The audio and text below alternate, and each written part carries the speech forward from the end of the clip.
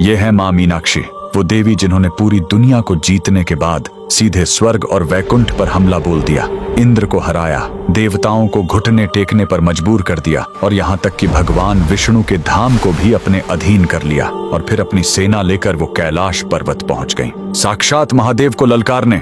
लेकिन जैसे ही उन्होंने भगवान शिव पर अपनी तलवार उठाई, एक चमत्कार हुआ और उनके शरीर का तीसरा स्तन गायब हो गया।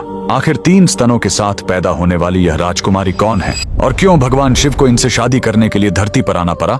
कहानी शुरू होती है दक्षिण भारत के पांड्य साम्राज्य से। राजा मलयध्वज के कोई संतान नहीं थी। दरअसल राजा की पत्नी रानी कांचनमाला ने पिछले जन्म में माता पार्वती की घोर तपस्या की थी और उन्हें बेटी के रूप में पाने का वचन लिया था। भक्त का वचन निभाने के लिए स्वयं माता पार्वती ने कैलाश छोड़ दिया। राजा ने एक विशाल यज्ञ किया और उसी पवित्र अग्नि से 3 साल की कन्या प्रकट हुई। वह देवी की तरह सुंदर थी, लेकिन उसे देखकर राजा रानी के होश उड़ गए, क्योंकि उस कन्या के शरीर पर 3 स्तन थे। राजा इसे अनर्थ मानने ही वाले थे, तभी आकाशवाणी हुई, हे राजन, डरो मत, ये साधारण बालिका नहीं है, ये साक्षात शक्ति है। इसे एक योद्धा की तरह पालो।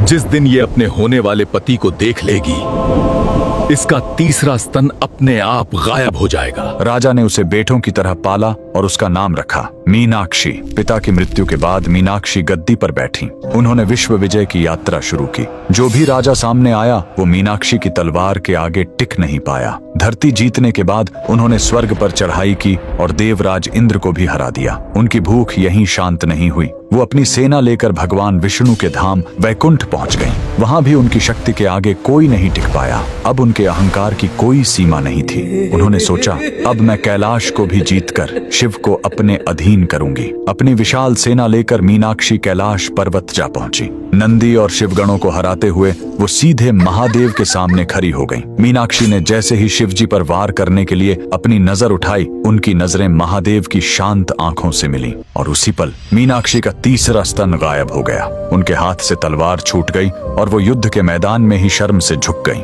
भविष्यवाणी सच हो चुकी थी। वो समझ गईं कि यह साधारण योगी नहीं बल्कि उनके स्वामी हैं। महादेव ने मुस्कुराते हुए कहा, देवी, तुम्हारा जन्म ही मुझसे मिलन के लिए हुआ है।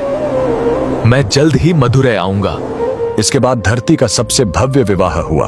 भगवान शिव सुंदरेश्वर बनकर मधुरै आए। स्वयं भगवान विष्णु जो मीनाक्षी के भाई बनकर कन्यादान किया। आज भी मधुरै का मीनाक्षी अम्मन मंदिर उसी शक्ति का प्रतीक है। वहां आज भी पहले रानी मीनाक्षी की पूजा होती है और बाद में भगवान शिव की। नारी शक्ति के इस अद्भुत रूप के लिए कमेंट में लिखें, जय मां मीनाक्षी।